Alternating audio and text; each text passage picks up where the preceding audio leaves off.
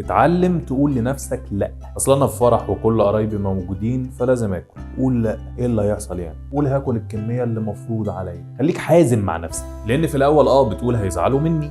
ما يزعلوا يا عم، انت مزعل نفسك ليه؟ هينسوا بعد فتره على فكره، صدقني. لكن انت زعلك على صحتك وشكل جسمك هيبقى كل يوم، كل ساعه وكل دقيقه. فلازم تتعلم انك تقول لا.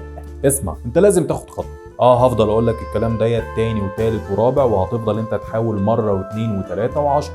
اصل انت لو ما خدتش الخطوه هتفضل مكانك. كلام مش تنميه بشريه بس، فعلا لازم نسعى. عاوز تخس؟ قوم شوف ايه المناسب، سواء رياضه او دايت وقوم اعمله. ناقصك نظام غذائي مناسب ليك، قوم روح لدكتور هيكتب لك النظام الغذائي المناسب ليك. ايا كان الخطوه اللي انت محتاجها قوم فكر فيها واعملها. ما تستناش الوقت المناسب او الامكانيات المناسبه. ابدا باللي معاك وخليك ورا هدفك، هتوصل له. بص حواليك، الموضوع على فكره مش صعب خالص. ناس كتير قبلك عملوا كده وقدروا يوصلوا لهدفهم. وده معناه حاجه واحده بس، ان انت برضو تقدر.